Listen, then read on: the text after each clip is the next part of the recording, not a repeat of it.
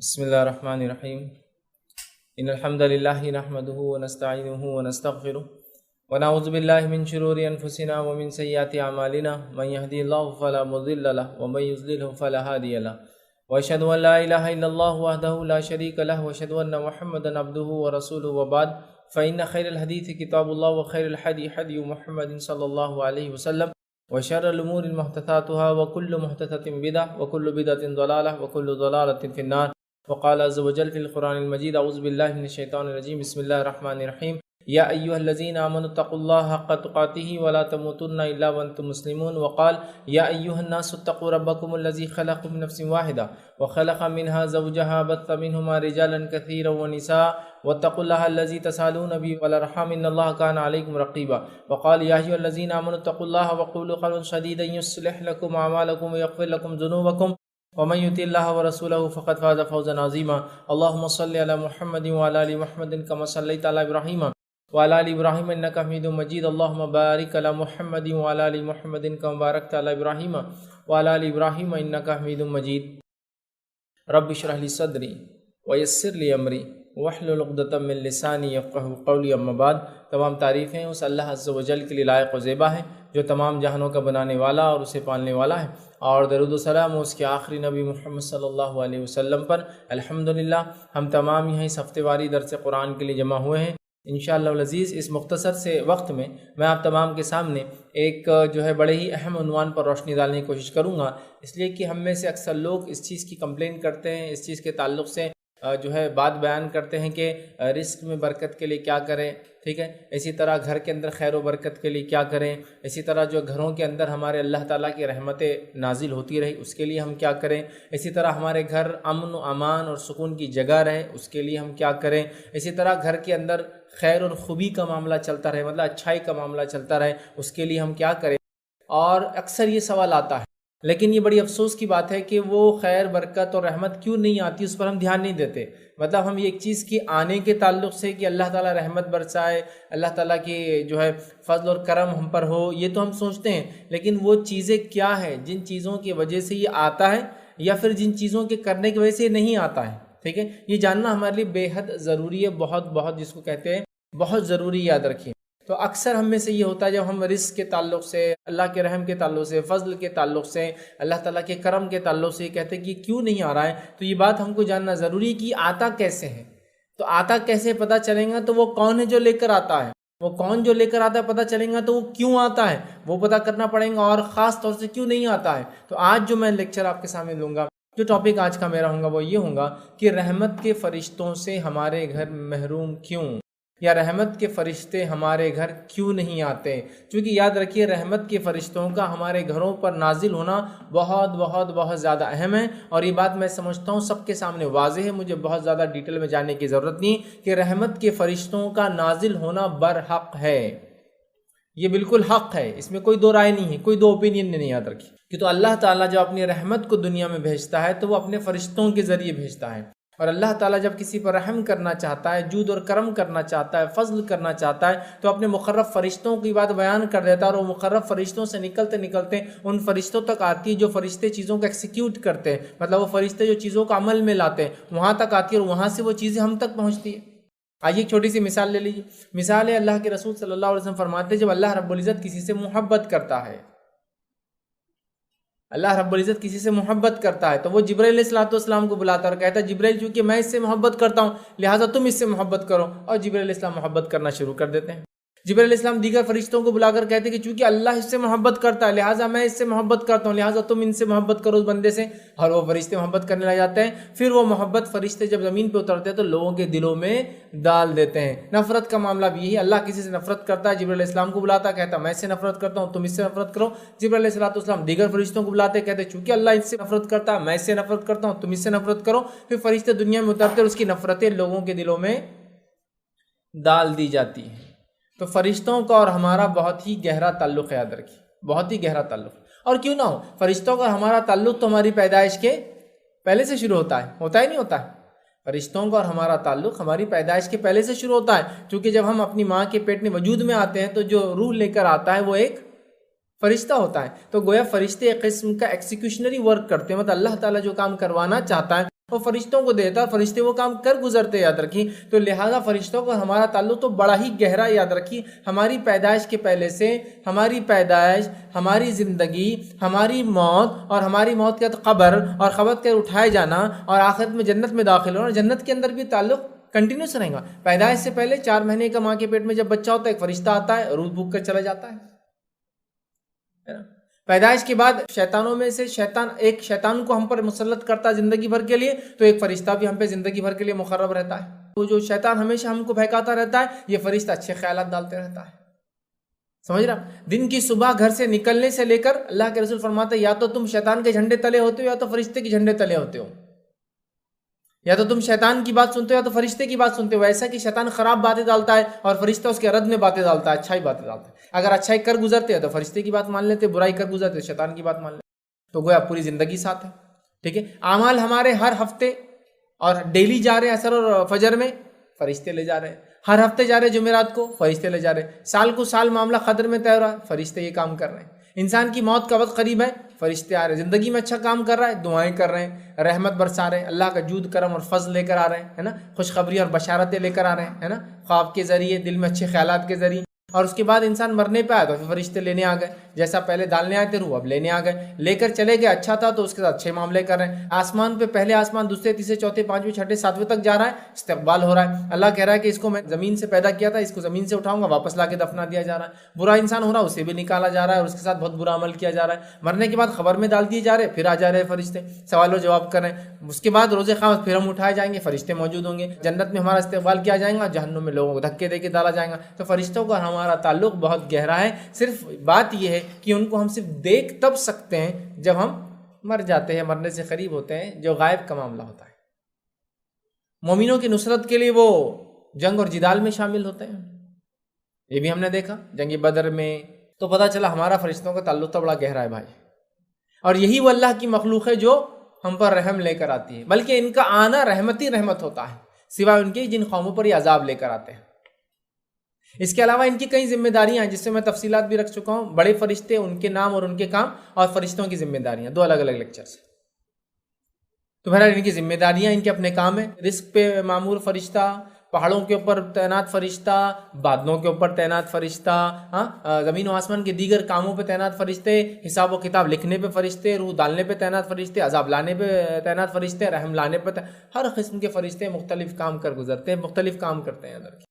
تو گویا فرشتوں کا ہمارا بڑا ہی گہرا انڈیپتھ جس کو کہیں گے بہت ہی گہرا تعلق ہے، ڈیپ ریلیشن شپ ہے ہم لوگوں کون سے یاد رکھیے، اور ان کا آنا خیر اور رحمت کا باعث ہوتا، یہ بات یاد رکھ لیجئے، اور ان کا نہیں آنا کسی گھر میں اور کسی شخص پر یہ بہت بڑے فتنے کا باعث ہے، کیونکہ جب یہ غائب ہو جاتے ہیں، ہٹ جاتے ہیں، تو آٹومیٹک کس کا غلبہ ہو جاتا ہے؟ شیطان، یاد رکھیے، شیطان کا غلبہ آٹومیٹک ہو جاتا ہے، خود بخود ہو جاتا ہے، چونکہ رحمت کے فرشتے شیطان کو دور کر دیتے ہیں۔ میں نے بات کی، یا تو ہم گھر سے نکلتے ہیں تو شیطان کے جھنڈے تلے ہوتے ہیں، یا فرشتے کے جھنڈے تلے ہوتے ہیں۔ جب ہمارے دل میں خیالات آتے ہیں، اچھا خیال آتا ہے، ہم اس پہ کر گزرتے ہیں، فرشتے کی طرف سے ہوتا ہے، اور جب برے خیالات آتے ہیں اور ہم اس کو کرتے ہیں، وہ شیطان کی طرف سے ہوتا ہے۔ تو فرشتہ ایک مامور ہے ہم پر جو اچھے خیالات لاتا ہے، شیطانوں میں سے ایک شیطان ہم پر مامور ہے جو برے خیالات لاتا ہے۔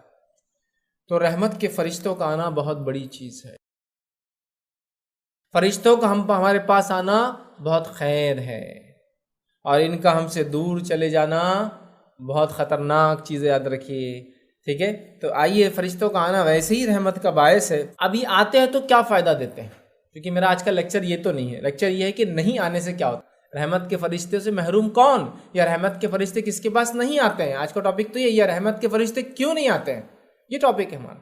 لیکن میں یہ رکھوں گا ضرور مختصر بہت، آتے ہیں تو کیا فائدہ دیتے ہیں، اور میں نے اس پہ کئی لیکچر رکھ چکا ہوں پہلے بھی، جو ہے فرشتوں کی لعنت کا مستحق کون، فرشتے کس کے لیے نازل ہوتے ہیں، فرشتے کس کے لیے نازل ہوئے ہیں، کچھ مخصوص شخصیات کے لیے، انبیاءوں کے لیے ہوئے، صحابہ میں سے کچھ کے لیے ہوئے، وہ ساری چیزیں بھی ہم نے دیکھی تھی، جنگوں میں ہوئے، ہے نا، نازل ہوئے، وہ بھی دیکھی۔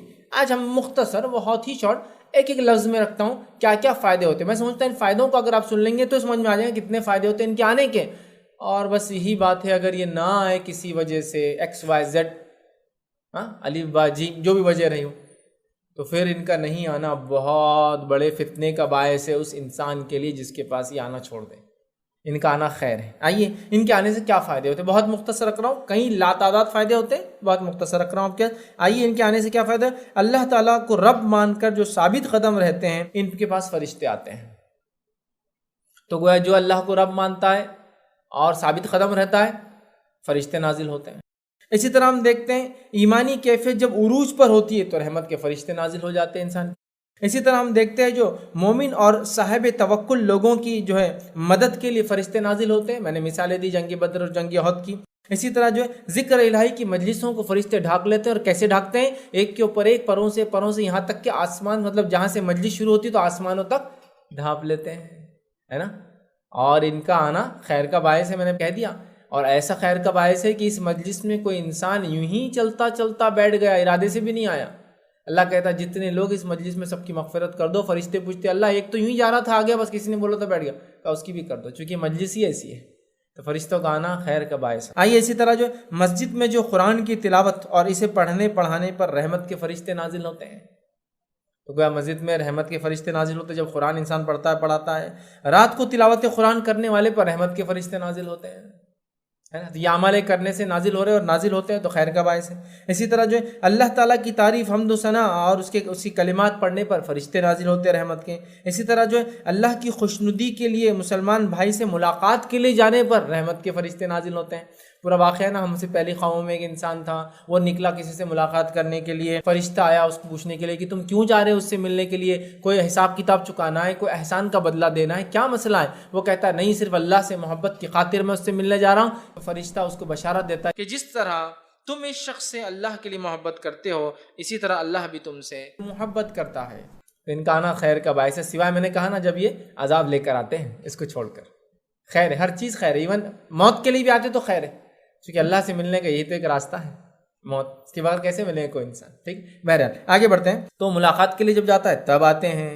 رات کو باوضو سونے والے پر فرشتے نازل ہوتے ہیں رحمت کے، ہے نا۔ اسی طرح جو ہے رات کو سوتے وقت آیت الکرسی پڑھنے والے پہ 2 فرشتے جو اس کی حفاظت کے لیے تعینات ہو جاتے ہیں۔ اسی طرح ہم دیکھتے ہیں جو تہجد پڑھنے والے خوش نصیب پر رحمت کے فرشتے نازل ہوتے ہیں۔ اسی طرح ہم دیکھتے ہیں لیلۃ القدر میں فرشتوں کے جن در جن، جوگ در جوگ ہم پر نازل ہوتے ہیں۔ اسی طرح جو ہے جنگل یا کسی کھلے میدان میں اذان دے کر، اقامت دے کر نماز پڑھنے والے پر فرشتے گواہ بن جاتے ہیں۔ یہ آدمی اکیلا تھا جنگل میں، اسی لیے اگر آپ جنگل میں ہو، کھیت وغیرہ میں ہو، بیابان میں ہو، نماز کا وقت ہو تو اذان بھی دو، کہ حدیث میں آتا ہے جھاڑ چرند پرند جن سب اور فرشتے سب گواہی دیں گے روز قیامت، اور اقامت بھی دو اور نماز بھی کھڑے ہو۔ حالانکہ آپ کا ارادہ جماعت کا ہی ہوگا، لیکن آپ کو ہے نہیں، پھر بھی اذان دینا چاہیے۔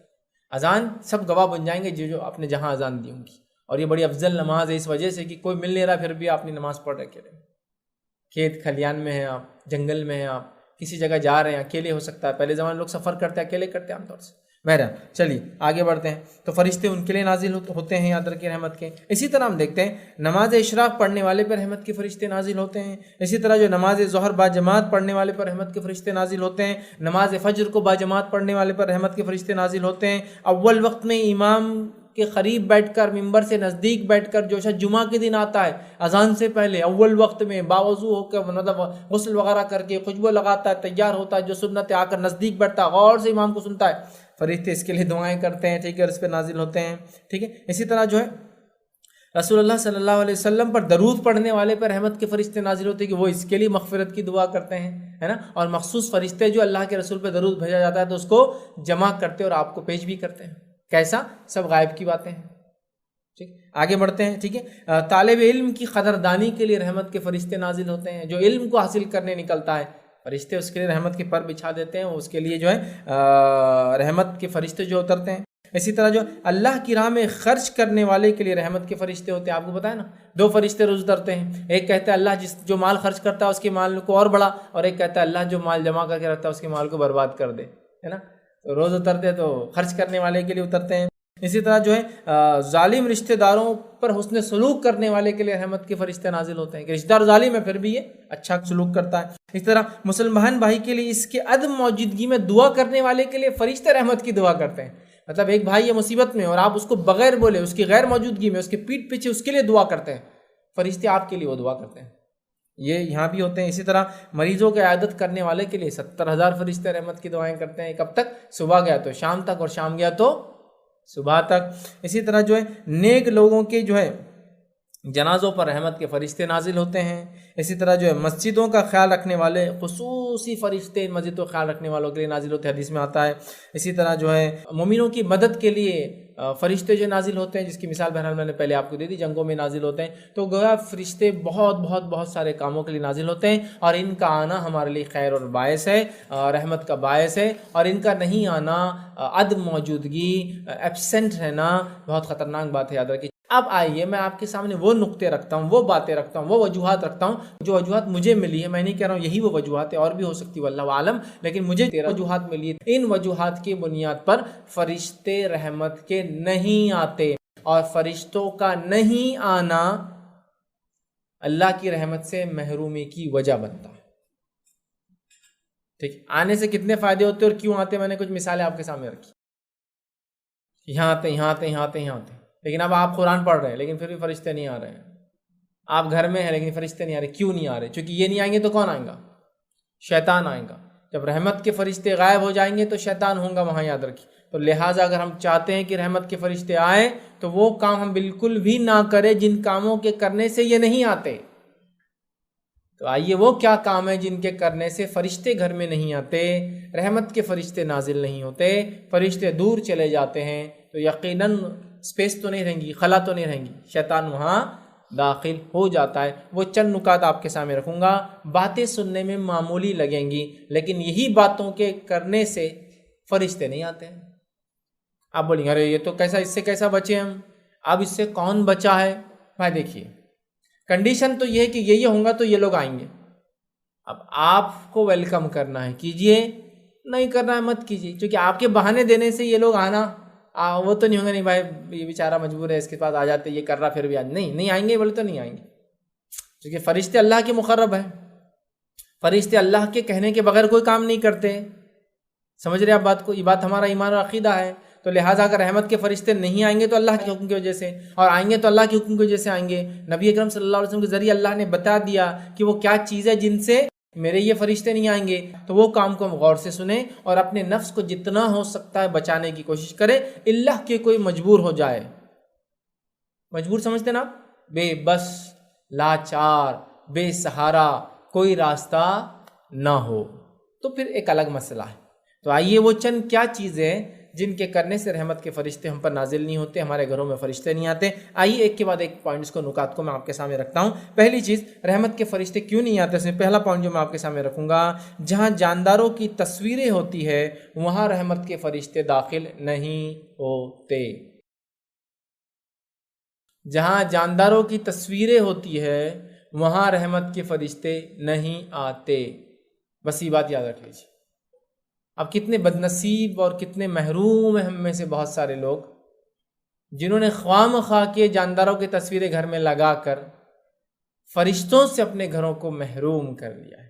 آئیے واقعہ سنتے کیا ہوا تھا جو اللہ کے رسول صلی اللہ علیہ وسلم نے یہ بات بیان کی. سنی واقعہ، صحیح بخاری کا واقعہ ہے. عائشہ رضی اللہ عنہا فرماتی، ماں عائشہ فرماتی اور کہتی ہیں کہ نبی اکرم صلی اللہ علیہ وسلم کے لیے میں نے ایک تکیہ بھرا تاکہ اللہ کے رسول صلی اللہ علیہ وسلم اس کا ٹیک لے، اس سے آرام کریں.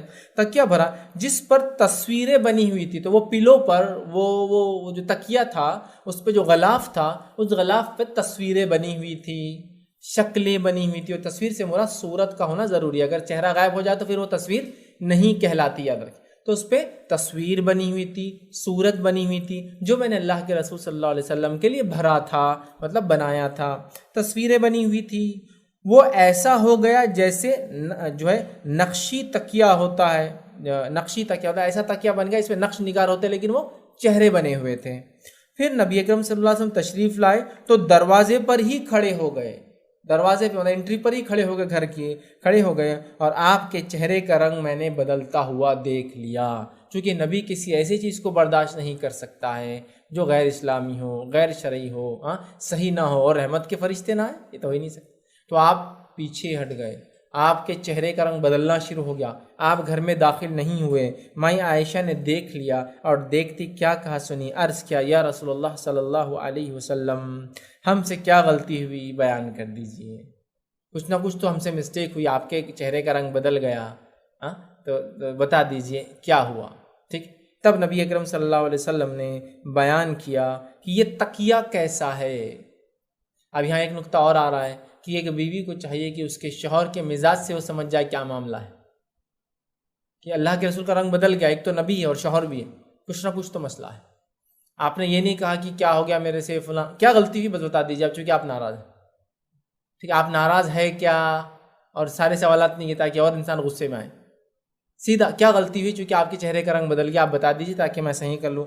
آپ نے کہا یہ تکیہ کیسا ہے، آپ سمجھ گئے کہ عائشہ کو نہیں پتہ ہے کہ کیا غلطی ہے اس کی، تو آپ نے فرمایا کہ یہ تکیہ جو آپ نے فرمایا صلی اللہ، یہ تکیہ کیسا ہے؟ میں نے عرض کیا یہ تو میں نے آپ کے لیے بنایا ہے تاکہ آپ اس پر ٹیک لگا سکیں۔ اس پر نبی اکرم صلی اللہ علیہ وسلم فرمایا کیا تمہیں نہیں معلوم کہ فرشتے اس گھر میں داخل نہیں ہوتے جس میں کوئی تصویر ہوتی ہے، اور یہ کہ جو شخص بھی تصویر بنائے گا قیامت کے دن اسے اس پر عذاب دیا جائے گا، اس سے کہا جائے گا کہ جس کی مورت تو نے بنائی تھی یا صورت تو نے بنائی تھی اس کو زندہ کر کے دکھا۔ سمجھ رہے آپ؟ جہنم میں جائیں گا تصویر بنانے والا، کہا جائیں گا کہ اس میں جان ڈال جس کی صورت تو نے بنائی ہے، اور صورت یاد رکھیے چہرے سے ہوتا ہے، اور صورت کے لیے آنکھ ناک کان کا ہونا ضروری ہے، تب وہ کہلاتی ہے صورت۔ اسی لیے آپ دیکھتے ہیں بہت ساری بار کچھ کتابیں جس میں ضروری ہوتا ہے تصویریں دینا، تو تصویریں اگر وہ دینیات کی بنیاد پہ کتابیں تو آپ دیکھیے آنکھوں کو پٹی بنا دیتے ہیں وہ لوگ، چونکہ آنکھ ناک اور کان نہیں ہوں گا تو صورت نہیں ہوں گی، پھر تو وہ آنکھوں کو چھپا دیتے ہیں تو ختم، صورت ختم ہو گئی۔ پھر کان دکھتا ہے، ناک دکھتا ہے، منہ، لیکن آنکھ نہیں ہونے سے چہرہ ختم ہو گیا۔ تو آنکھ ناک اور کان دکھنے سے صورت ہوتی ہے، اور چہرے میں یہ چیزیں ضروری ہونا، اسی سے صورت ہوتی ہے۔ تصویر سورا کہتے ہیں، صورت اردو میں بھی ہم بولتے ہیں صورت، شکل و صورت، ٹھیک ہے ٹھیک ہے، تو صورت یہ اس کے لیے آنکھ ناک کان، تو آنکھوں کو چھپا دیتے ہیں۔ کبھی آپ دیکھیں آنکھوں اور کانوں کو چھپا دیتے ہیں، ہو گیا، تو آنکھ کو چھپا دینا سب سے اچھا، سمجھ میں نہیں آتا ہے، ٹھیک ہے۔ تو بہرحال تصویر جس گھر میں ہو رحمت کے فرشتے داخل نہیں ہوتے۔ اب ہم کو اپنا اپنا طے کرنا ہے، بلانا ہے نہیں بلانا ہے۔ گھر میں آپ اخبار بچھاتے ہیں، دیکھ بھال کے بچھائیے، منع نہیں، تصویروں کو چھپا دیجئے، مارکر پین سے چہرے مسک کر دیجئے، یوز کیجئے۔ یہ تو مجبوری ہے، اخبار وغیرہ بچھانا مجبوری ہوتی ہے، لیکن دیکھ بھال کر۔ ہاں بہت ساری چیزیں ہیں جہاں تصویریں مجبوری ہے، نوٹ وغیرہ ہے، کرنسیز وغیرہ ہے، چھپا کر رکھیے، کھلی مت رکھیے، اوپر مت رکھیے، والیٹ میں رکھیے، معاملہ ہو گیا چھپنے کا۔ یہ مجبوریاں ہیں نا، ٹھیک۔ ہاں گڈے گڑیاں جو گھر میں بچوں کے کھلونے ہوتے ہیں ان میں مسئلہ نہیں آتا، ان کے چہروں کی وجہ سے کوئی مسئلہ نہیں ہوتا، اس لیے کہ اللہ کے رسول صلی اللہ علیہ وسلم، ماں عائشہ کے پاس ایک گھوڑا تھا جس کو پر تھے، مطلب امیجنری کریچر تھا وہ، اور آپ کی گڑیاں تھیں، آپ نے ان کو رکھنے دیا۔ پتہ چلا کہ گڈا گڑیا ٹیڈیز وغیرہ یہ وہ جو کھلونے وغیرہ ہوتے ہیں ان کے اگر اندر ہوتے ہیں، لیکن یہ بھی ان کے اصلی صورت میں نہ ہو، سمجھ رہا، مطلب مسک کر دے، ایسا ٹیڈی اصل بیر جیسا نہیں بلکہ ایک دم موٹا ہے نا، کیسا بنا دیا جاتا ہے، تو کوئی مسئلہ نہیں، بالکل رکھ سکتے۔ تو کھلونے، گڑیاں، گڈا، یہ ایسی چیزیں جو ہوتی ہیں ان میں مسئلہ نہیں، لیکن اس کے علاوہ تصویریں آپ نہیں بنا سکتے، یاد رکھیں، صورت آپ نہیں رکھ سکتے، یاد رکھیں، ٹھیک ہے۔ تو مجبوراً تو الگ بات ہے، نوٹ وغیرہ کرنسی چھپا دیجیے، اخبار یوز کرتے مسک کر دیجیے، مارکر پین لیجیے، کلر پین دبا دیجیے،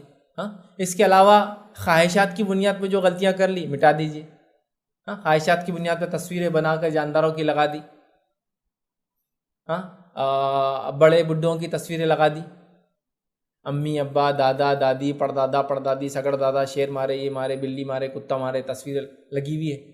رحمت کے فرشتوں سے محروم ہے آپ کے گھر پتہ نہیں کتنے سالوں اور صدیوں سے۔ میری بات کو برا مت لگنے دیجیے کہ میں آپ کے خلاف بول رہا ہوں، میں آرٹ کے خلاف نہیں ہوں، لیکن میں کہہ رہا ہوں آرٹ کی بھی لمٹس اسلام نے دی ہیں، ان لمٹس کو آپ فالو کیجیے، آرٹ آپ بالکل فالو کر سکتے، اچھی اچھی چیزیں بنائیے، چہرے کے بغیر چیزیں بنائیے، ہاں، بے جان چیزوں کی تصویریں بنائیے، کوئی مسئلہ نہیں، ایک سے ایک چیزیں کریٹ کیجیے، کوئی مسئلہ نہیں، لیکن یہ کر کے خراب مت کیجیے اپنی آخرت۔ رحمت کے فرشتوں سے اپنے گھروں کو محروم مت کیجیے۔ تو شوقیہ تصویریں لگا لی، یا تو پینٹنگ بنا کے لگا لی، یا تو اپنی تصویریں کھینچ کے لگا لی، یا تو اپنے جن جیسا آپ ہونا چاہتے ان کی لگا لی، دروازوں کے پیچھے، ہاں، پتہ نہیں کہاں کا روم کے اندر، یہ جائز نہیں ہے۔ اگر اپنے گھروں میں چاہتے ہو رحمت کے فرشتے آئے، ڈھونڈو، غور کرو کہاں کیا لگا ہوا ہے، اس لیے کہ بہت چوزی اور سیلیکٹیو رہو۔ اگر تم کو یہ دے دیا جائے کہ یہ پروٹوکول کے بیسس پہ پرائم منسٹر آپ کے گھر آئیں گا، اگر یہ پروٹوکول فالو نہیں ہو تو نہیں آئیں گا، کرو گے نہیں کرو گے چونکہ آپ چاہتے وہ آئے، اس سے بہت فائدہ ہوتا ہے، بڑے لوگ آئے اس سے بڑا فائدہ ہوتا ہے، نیک لوگ آئے اس سے بڑا فائدہ ہوتا ہے۔ فرشتے آئے سب سے بڑا فائدہ ہوتا ہے، چونکہ وہ رب کی رضا سے آتے ہیں کسی کے پاس. سمجھ گئے؟ تو اللہ کے لیے نکال دو تصویروں کو، مسک کر دو. ورنہ اللہ کے رسول صلی اللہ علیہ وسلم نے ایک مرتبہ دیکھا پردہ لگا ہوا ہے، اس پہ تصویریں تھی، آدمی تھے بنے ہوئے. جبرائیل علیہ الصلوۃ والسلام گھر میں داخل نہیں. جب بتایا گیا تو آپ نے کہا کہ نیچے کا جسم رہنے دو، چہروں کو مٹا دو. چہروں کو مٹا دیا گیا، جسم رہنے دیے گئے. تو پتا چلا چہرہ ہی میں نے تصویر بولے تھے. اس لیے میں نے کہا نیوز پیپر پہ آپ ٹک کر دیں، چہرہ مسک کر دیں، معاملہ ہوگا، یوز کر سکتے ہیں. کرنسی وغیرہ پہ مجبوریاں ہیں تو اندر چھپا کے رکھ کے اس کو کھلا نہ رکھے. اور شوقیہ طور سے جو لگا رکھا ہے چھپا، بچوں کی تصویر، چھوٹے بچوں کی تصویر، بچہ ہونے والا تو کسی اور بچے کی تصویر، ہاں، بڑوں کی تصویر، بڈھوں کی تصویر، فلاں کارنامے انجام دیے تصویر، ایوارڈز ملا تصویر. کیا ضرورت ہے اس کی؟ ہاں، آپ کو ریکارڈ کیپنگ کرنا، چھپا کے البم میں رکھ کے اندر رکھو نا، الماری میں. لگا رہے کیوں ہو؟ رحمت کے فرشتے نہیں آئیں گے. جہاں تصویر ڈسپلے ہوتی ہے، ڈسکلوز ہوتی ہے، اوپن ہوتی ہے. سمجھ رہے آپ بات کو؟ تو اپنے گھروں کو رحمت کے فرشتوں کے لیے کھلا رکھیں، اس اعتبار سے کہ تصویروں کو دور کرے، ہر قسم کی تصویروں کو مانیٹر کرے اور ختم کرے اپنے گھروں سے. آئیے سیکنڈ چیز جس کی وجہ سے رحمت کے فرشتے گھروں میں نہیں آتے، وہ کیا ہے؟ جس گھر میں مجسمے یا مورتیاں ہوں. ایکسیپشنل کیس سوائے گڈے گڑیوں کے اور کھلونوں کے، یہ ایکسیپشنل ہوتے ہیں ادھر کے، ٹھیک ہے. تو جس گھر میں مجسمے اور مورتیاں ہوتی ہیں، آئیے اس تعلق سے ایک روایت ہم دیکھتے ہیں. روایت اس طرح سے ہے کہ ابو سعید خدری رضی اللہ عنہ فرماتے اور کہتے ہیں کہ رسول اللہ صلی اللہ علیہ وسلم نے ہمیں جو خبر دی اور فرمایا، فرشتے اس گھر میں داخل نہیں ہوتے جس میں مجسمے ہو یا تصویر ہو. مجسمے ہو، گڈے گڑیاں نہیں. جو کہ ماں عائشہ کے پاس خود گڑیاں تھی اور آپ کے پاس ایک گھوڑا تھا جو کہ اس کو پر تھے. اللہ کے رسول کا مشہور واقعہ ہے کہ ماں عائشہ کے گھر وہ آئے، آپ کی محراب میں ایک کھلونا تھا جو کہ ایک گھوڑا تھا اور اس کو پر تھے. ماں عائشہ نے اس کو چھپا کے رکھا تھا پردے کے پیچھے. نبی اکرم صلی اللہ علیہ وسلم نکال دیا اور کہا، عائشہ یہ کیا ہے؟ یہ گھوڑا ہے. تو کہا یہ گھوڑا ہے. تو کہا اس کو تو پر بھی ہے. تو کہا سلیمان علیہ السلام کے گھوڑوں کو پر بھی ہوا کرتے تھے. ٹھیک، مطلب امیجنری کریچر تھا وہ، سمجھ رہا. تو آپ نے اس کو گھر میں رکھنے دیا، آپ نے کہا کہ اس کو نکال دو، اس سے فرشتے نہیں آتے. تو پتہ چلا گڈے گڑیا کھلونے اگر شکل میں تو کوئی مسئلہ نہیں، لیکن مجسمے ہوں، مورتیاں ہوں، جو کہ آج کل ہم بڑی شوق سے لگا لیتے ہیں. مختلف قسم کی مورتیاں، کوئی مورتی ہے منڈی بس ہلتے رہتی، بولے اس سے کیا ہوتا؟ پیسہ آتا. اور بیچارے کو تکلیف دے کے آپ کو پیسہ کیسا آتا؟ میرے کو تو سمجھ میں نہیں آتا ہوں، ہے نا. ایک رہتا ہو بیچارہ موٹا، میں نام نہیں لے سکتا چونکہ ٹریڈ مارک اور لائسنسنگ کے مسئلے ہوتے ہیں، لوگوں کی کاپی رائٹ ہوتے، بیچنا چونکہ جائز ہے.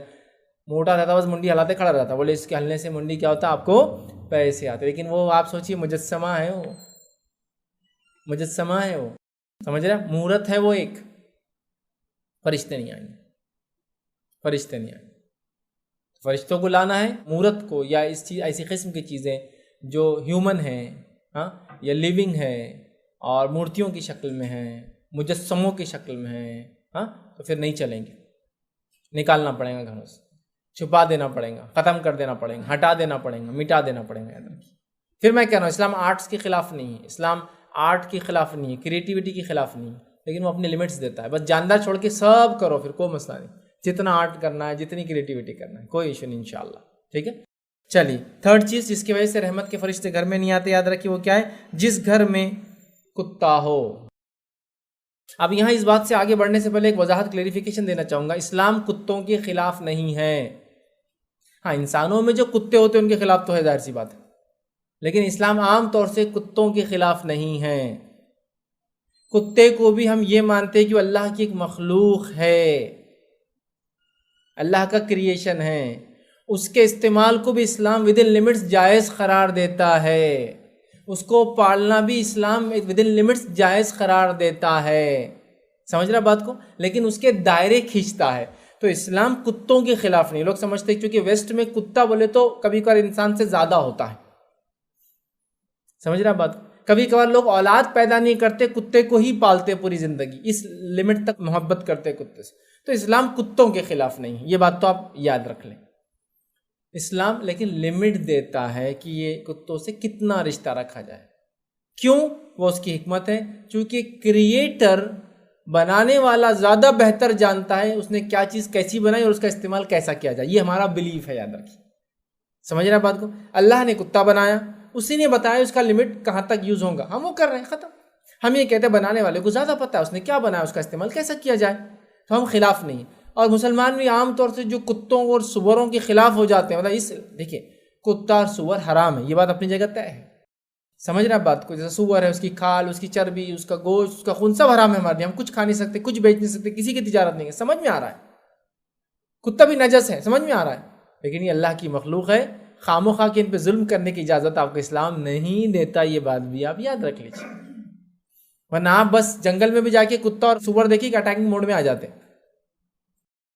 کھانا حرام ہے، بیچنا حرام ہے، لیکن وہ اللہ کی مخلوق ہے، اور وہ بھی اپنا ایک کام کر کے جاتی ہے جس کام کے لیے اس کو اللہ نے پیدا کیا ہے.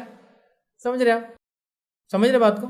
اسلام خلاف نہیں ہے، حرام قرار دیا ہے، لیکن آپ مار رہے، بے وجہ مار رہے، معصوم جانوروں کو مار رہے، بالکل اجازت نہیں. کیا وہ حدیث آپ کو یاد نہیں؟ ایک انسان نے پیاسے کتے کو پانی پلایا اور مغفرت ہو گئی، گناہ معاف ہو گئے، جنت چلا گیا.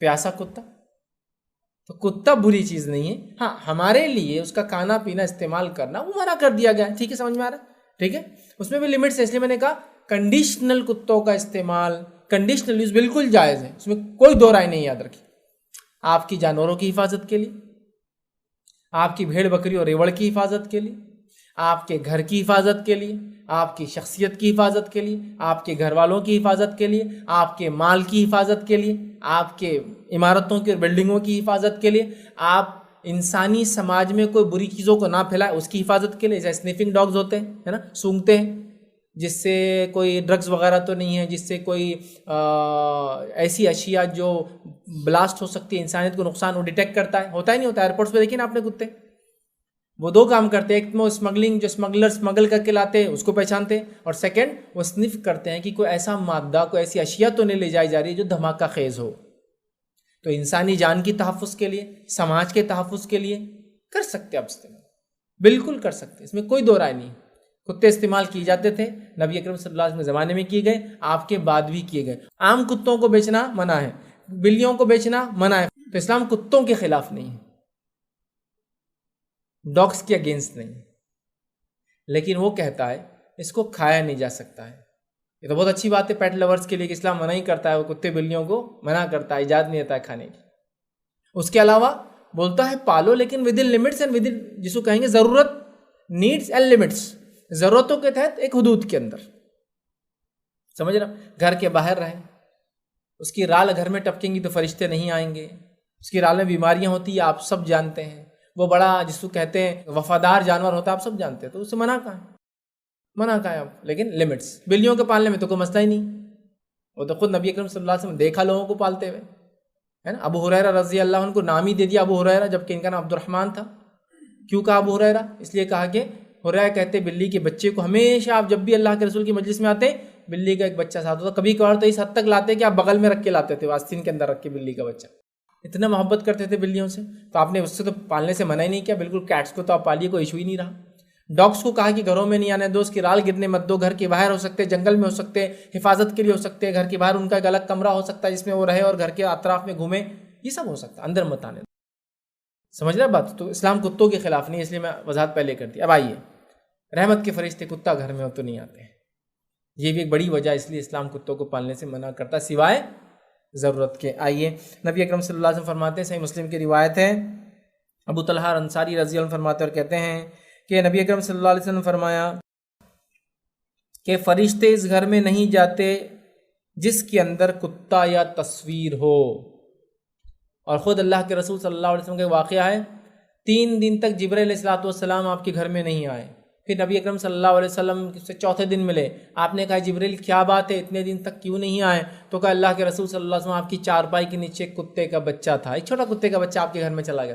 تب نبی اکرم صلی اللہ علیہ وسلم نے اس کو نکال کے باہر کر دیا، چھوٹا بچہ تھا چلا گیا تھا.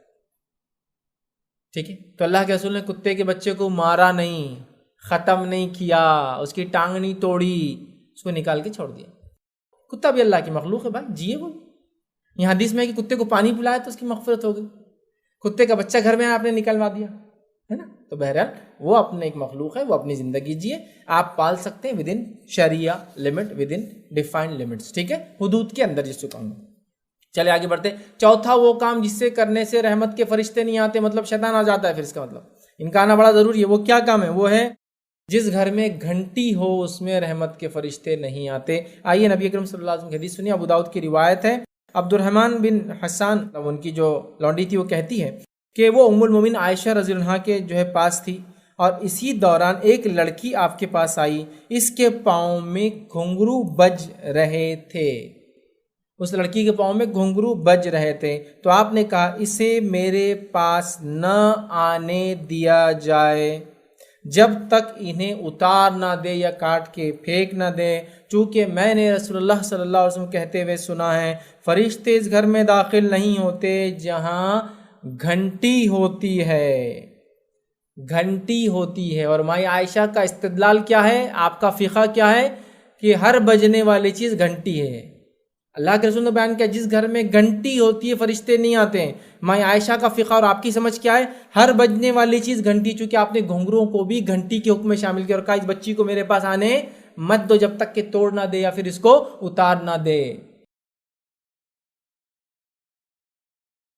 ہمارے پاس تو حال یہ ہے، بچی پیدا ہوئی کہ اس کو چین لا کے ڈال دی گئی جس میں گھنگرو ہوتے ہیں اور جو بجتے ہیں، کہ تو وہ بہت اچھا لگتا ہے سننے میں، ہے نا، لیکن اسلام نے منع کیا۔ کیوں؟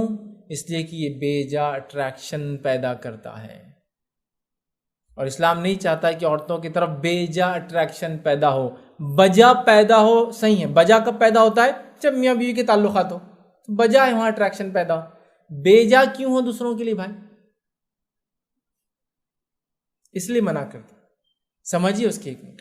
تو گھنٹی ہو، اور مائی عائشہ نے ہر بجنے والی چیز کو گھنٹی میں شامل کیا اور گھنگرو کو بھی اس میں شامل کیا۔ آپ نے کہا کہ اس کو مت لاؤ، چونکہ اللہ کے نے فرمایا گھنٹی جس گھر میں فرشتے نہیں آتے، اور یہ بچی گھنگرو باندھ کے آ رہی جو گھنٹی کی قسم ہے۔ گھنٹی کیا ہوتی ہے؟ ایک کوئی لوہے کی چیز اور اس کے اندر ایک گھنٹا ڈالا ہوا جو کہ ادھر لگتا ہے، سمجھ رہے بات کو؟ تو اس گھر میں فرشتے داخل نہیں ہوتے جہاں گھنٹی ہو۔ اب ہم نے تو گھنگروں کا کیا حال کر دیا اور گھنٹیوں کیا حال، شو کو گھنٹیاں لگاتے گھر میں، ہوا سے بج رہی ہے ٹن ٹن چھن چھن پھن پھن، اور بڑے کتنے اچھی آواز آتی جب بھی وہ ہلتی۔ تو بچوں کو تو بہرحال یہ گھنگرو پہنانا تو عام بات ہے، جس سے مائی عائشہ نے کہا اس بچی کو میرے قریب مت آنے دو، جو کہ فرشتے جب رحمت کے نہیں آتے تو یہ بچی میرے پاس نہ زیادہ اچھا ہے۔ سوچ لیجیے، اپنے گھروں کو گھنٹیوں سے پاک کیجیے، اپنے گھروں کو گھنگروں سے پاک کیجیے، سمجھ رہے آپ؟ میں سمجھتا ہوں واضح حکم ہے، لیکن یہ بڑی افسوس کی بات ہے، اتنی باتیں آنے کے بعد بھی کچھ لوگوں کا معاملہ یہ ہوتا ہے کہ نہیں ماں ایسا تھوڑی ہوتا، دنیا جینا ہی ہے نا، بچی ہے کیسا معلوم ہوگا بغیر گھنگرو کے؟ میں سمجھتا ہوں بتانے کی ضرورت نہیں ہے آپ کو، بچی ہے بچہ ہے۔ ایک بچہ اگر 9-10 مہینے کا بھی ہو جائے تو اس کے فیچرز دیکھ کر لوگ بول دیتے ہیں لڑکی مبارک، لڑکا مبارک، خوبصورت لڑکا خوبصورت لڑکی ہے۔ اللہ کہ کچھ بچوں میں کنفیوژن ہوتا ہے بس، کہ جن کو تھوڑا ٹائم لگتا ہے سمجھنے میں کہ لڑکی ہے یا لڑکا ہے، نہیں ہے۔ آپ دیکھیے انسانی سماج، بلی ہے بوکا ہے، کیسے سمجھتے ہیں آپ دیکھ کے سمجھ جاتے بلی ہے بوکا ہے، آپ کو ابھی اس کا جینڈر دیکھنے کا بھی ضرورت نہیں، فزیکل فیچر سے آپ خالی اس کی صورت دیکھ کے بتا دیں گے۔ بوکا جو ہوتا ہے اس کا چہرہ بڑا ہوتا ہے اور بلی کا چہرہ چھوٹا ہوتا ہے۔ ابھی آپ وہ اس کا جینیٹیلیا دیکھیں گے کہ وہ میل ہے یا فیمیل ہے، وہ تو سیکنڈ کیس ہے، اس کے جنس دیکھ کر، اس کا جسم دیکھ کر، چہرے سے بھی آپ پہچان جاتے ہیں بوکا ہے یا بلی ہے۔ اتنا تو نالج ہوتا ہے انسان کو، فیچر سے ہم پہچان لیتے ہیں چیزوں۔ نہیں ماں پہچانی جائیں گی، بچی ہے، خوبصورتی میں اضافہ کرتا ہے، لیکن یہ تو لعنت لانے والا سبب ہے، چونکہ ماں عائشہ کہہ رہی رحمت کے فرشتے نہیں آتے اس گھنگرو کی وجہ سے، گھنٹی کا چونکہ اللہ کے رسول نے حکم دیا اور انہوں نے گھنگرو کو بھی گھنٹی میں شامل کیا۔ سوچ لیجئے کیا کرنا ہے۔ تو گھنٹی جس گھر میں ہو فرشتے داخل نہیں ہوتے، ماں عائشہ کہتی گھنگرو بھی اگر ہو تو گھنٹی کے حکم میں وہ بھی نہیں ہوتا۔ آئیے پانچویں چیز جس کی وجہ سے گھر میں فرشتے داخل نہیں ہوتے، یاد رکھیے چھوٹی چھوٹی باتیں ہیں لیکن سیریس ہے، چونکہ رحمت کے فرشتوں کا نہیں آنا یہ شیطان کو لانے کا باعث بنتا ہے۔ پانچویں چیز ہے پیشاب کی صفائی نہ ہونا۔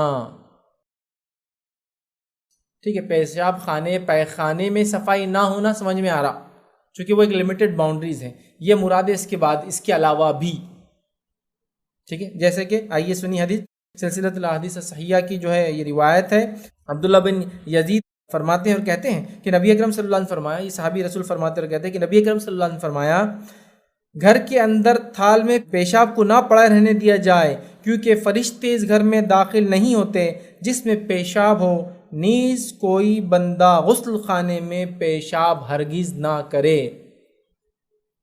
میں دیکھیے پیشاب اور پیخانے میں گندگی ہو سمجھ میں آ رہا، اس کو آپ صاف کر سکتے ہیں اور وہ ایک لمیٹڈ باؤنڈریز ہے، اس سے ہٹ کر کہیں بھی پیشاب نہیں ہونا چاہیے گھر میں. جیسے حدیث میں تھال میں پیشاب نہ ہو, تو آپ تھال میں پیشاب کیوں؟ مریض, گھر میں کوئی مریض ہے, مریض کو پیشاب کرنا ہے تو ظاہر سی بات ہے اٹھ کے نہیں جاتا, تو آپ کیا کرتے ہیں؟ تھال یا کوئی آج کل اپیریٹس آتے ہیں الگ الگ ٹائپ کے, وہ دیتے ہیں. مریض اس میں پیشاب کرتا ہے, وہ آپ نہیں رکھنا, فوراً اس کا جہاں جگہ ہے اس کو لے جا کے وہاں ختم, پیشاب پھینک کر پانی سے کھنگالو اور لا کے رکھ دو, رکھا نہیں رہنا چاہیے. سمجھ رہے؟ بہت ضروری چیز ہے, یاد رکھیے.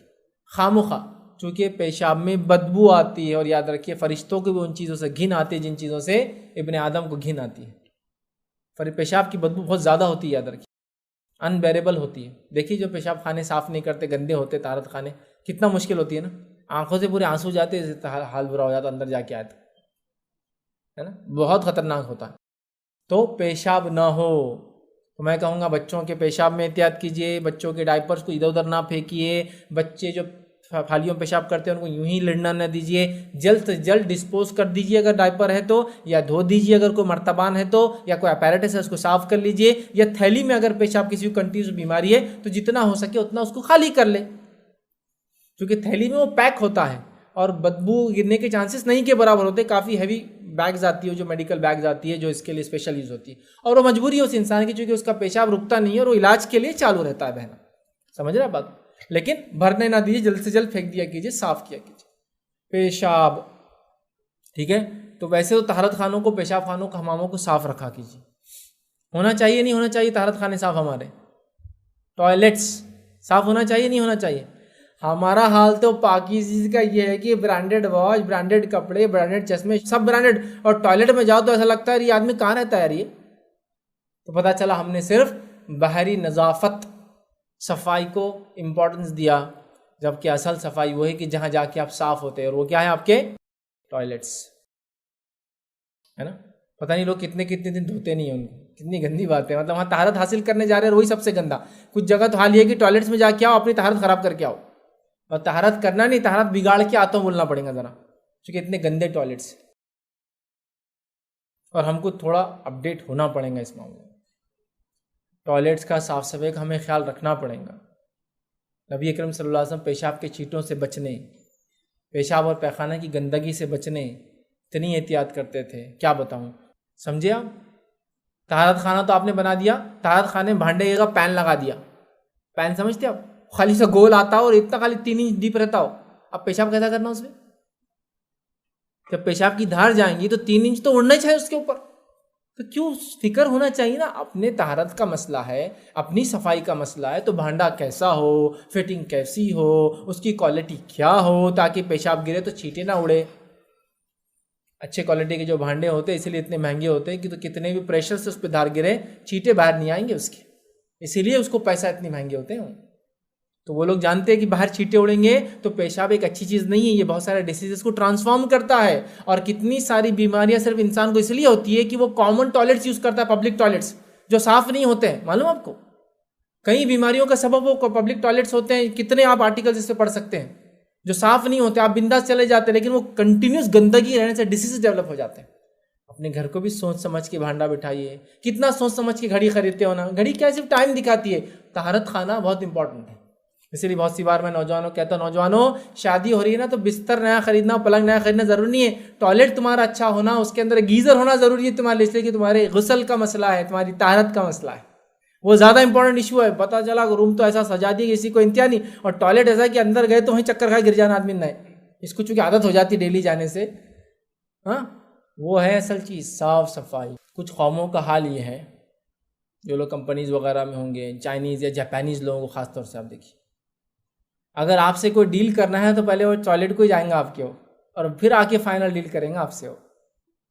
چونکہ وہ آپ پہ جب تک اعتماد نہیں کریں گا جب تک کہ وہ دیکھ نہ لے کہ آپ صفائی کے معاملے میں کیسے ہے, اور اس کا پیمانہ صفائی کا آپ کا طہارت خانہ ہوتا ہے. وہ بہت صاف صفائی کی عادی ہے. جاپانیز ٹوائلٹس تو آپ کو یہ کاسٹ میں ملیں گے کہ 20 لاکھ 25 لاکھ اور 30 لاکھ کے بھانڈے آتے ہیں ان کے صرف.